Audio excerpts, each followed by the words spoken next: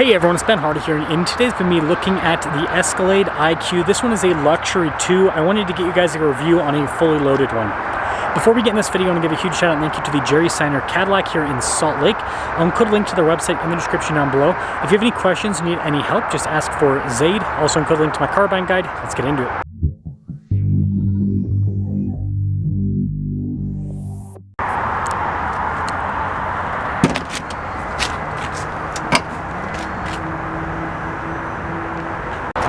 We don't have an engine to look at because this is fully electric, so here is the front storage space. Anyways, we have a 200 kilowatt hour battery pack, 460 miles of driving range, 680 horsepower, 615 pound-feet of torque in standard mode, 750, 785 for the horsepower and torque in the Velocity Max mode, and it's a big front trunk. Now you guys saw the key fob earlier, but we're going to just press that again a couple times, and that will lower the front trunk lid right back down. The grill on this thing is absolutely, well, it's not really a grill because it's completely closed off, but what they've made look like a grill is crazy. They also have a fun animation with the lights, so it kind of all illuminates. Cadillac is going all out with that whole setup, but there's the front. Tire wheel setup is 275 by 50 by 24 in the front and over in the rear. The wheels are mostly closed off. That's going to help out with aerodynamic efficiency. You can see we also have adjustable suspension, big nice painted fender flares, and then I like that trim there on the side, and then you can see more around the windows as well. Take a few steps back. This is in between an ESV and a regular Escalade in terms of the sizing, but it's a big vehicle. Now back to that key fob again. We're going to press that a couple times to open up the trunk here. I didn't hold it down. That was my bad. Now it's going to fight me. Let's try this again. There we go. So you can see storage space here in the back, pretty darn good. I like this trim. I think this is really sharp looking. And then you can see for the seats, you can raise and lower the third row automatically. The second row, just lower down. We have an outlet here in this. And then when you're all done, just press that button right there, and that will lower the hatch right back down. Taillights look pretty darn cool with this. You can see all the badging here on the back. And other than that, it's the rest of the rear. Now popping inside, the doors have like an assist function on them when you open it up and also close. Anyways, soft touch here, you can see the trim all across. And then this is nice. And speaker for the sound system, another one up above. And then here are the seats. Really nice trim with this luxury 2. TVs in the back, and then you also have that center screen to control different items, including the doors and everything. Also the climate as well. And then the third row, just like a regular Escalade, very big, can fit adults there comfortably. And then you do have a bunch of little charging ports there, outlet USB ports and all that. And so yeah, soft close. This leads us up front, where again, got all the nice trim all around. All of your window controls, the mirrors, they power fold in. You got your memory seats, heated and cooled seats, massage seat function, blind spot monitoring. That's cool with the headrest. But yeah, nice trim all down the center. And then you got some physical buttons for the front and the trunk. Steering wheel's power adjustable. And yeah, automatically turns on. So taking a look at the steering wheel, we've got nice trim all around. This comes with Super Cruise, of course, and you got that VMAX mode.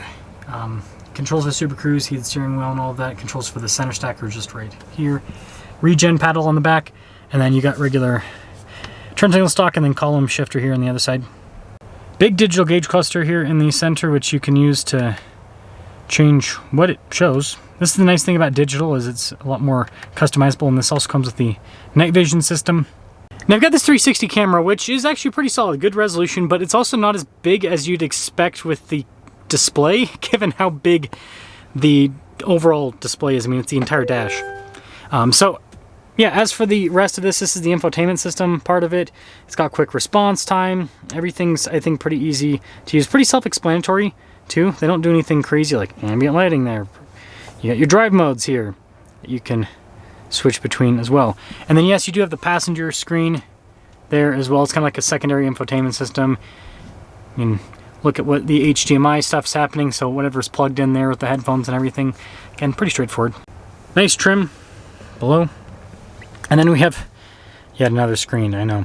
So dual zone climate controls built into this. You also have for the seats to adjust everything with them, and also the massage function, which is cool. And then you can even do the second row to turn on the heated function with that.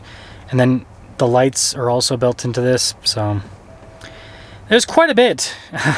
It's like everything is now built into a screen at this point. They do at least give you this little physical control for the screen. 2 wireless phone charging pads. Got a little bit of storage underneath there. Giant center console. I will note there's only USB-Cs. Everyone's going away from regular USBs, which is sad. But nice trim here on the top of this. And then I forgot, you gotta use this for the glove box. So gotta go here, and then I thought it was, is it in the doors tab? Yep, there it is. So yeah, and if you guys want to see this, why is it? I thought it was supposed to open up the, I'll figure it out. Anyways, glove box. Okay, I figured it out. So if I press this,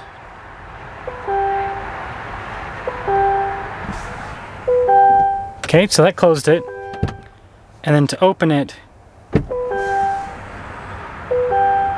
you just have to follow the icons. You just got to be smarter than me, which is not hard to beat. Anyways, camera rear view mirror, and then we got a giant glass roof and nice headliner. So $153,360. Cadillac don't come cheap, folks. Let's see how it performs.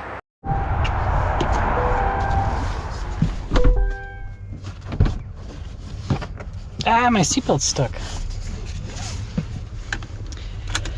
Okay, so just a quick disclaimer. It is likely that my GoPro will die halfway through filming, so I'll probably have to switch to the, I already have the other camera pulled out. Probably have to switch to the other camera. This does not have any, I was talking about the USBs. No USBs, and that's the only thing that can charge my GoPro, so yeah.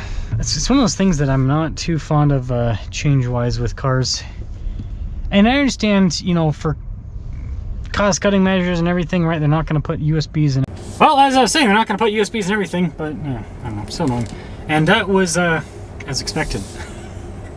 I got like a little bit of charge in I just reviewed a CT5 before this, because it actually has a regular USB still, but not a lot of charge in that. So it is what it is, as they say.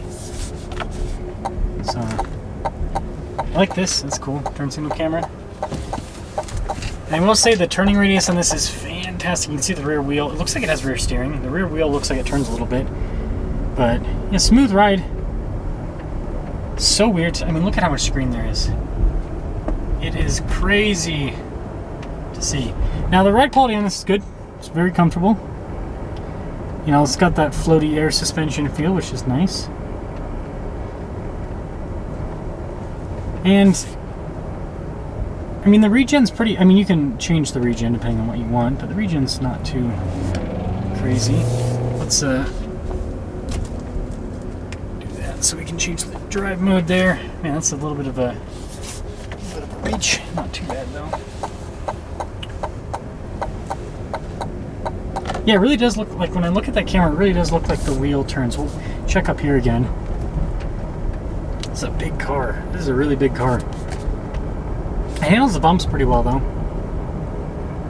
So that's a plus. Bump, bump. Yeah, like look at that. Solid. That's what you want. That is what you want. Okay, let's take a look at the wheel here. Let me make it turn. Okay. Yeah, doesn't that look like that's turning? That's not just me, that's definitely turning. So, yeah. That's cool. Makes a big vehicle like this feel a lot smaller. What I would say that, this is my take, what I would say that rear steering does is it makes a vehicle that is, if you take a 4-wheel drive vehicle and you put it in 2-wheel drive, you know how you gain a lot of turning radius there. That's what it feels like adding rear steer to a car. It feels like you're going from 4-wheel drive to 2-wheel drive, and you're getting that much more turning radius out of it. Man, this is nice. We'll pop it into the sport mode here. Ah! My fingertip is too cold. It doesn't want to pick it up. There we go. Something funny about touchscreens. That's one reason why I prefer physical buttons, by the way.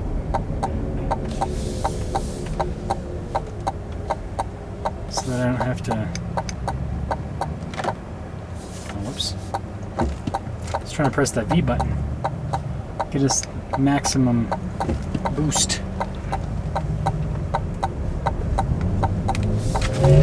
Wow! It's got some power. Oh, VMAX. There we go. Whoa! Yeah, that kicks you. That definitely kicks you. Let's turn that off. Oh, man. Yeah, that VMAX mode, man, it works. This kind of feels like very similar to the Hummer EV. It drives very similar to the Hummer EV. So, I like it. I like the Luxury. It's expensive though. This is a lot of car, but it comes with a lot of features. So if you care about stuff like this, and this, and this, and this, then you'll like this.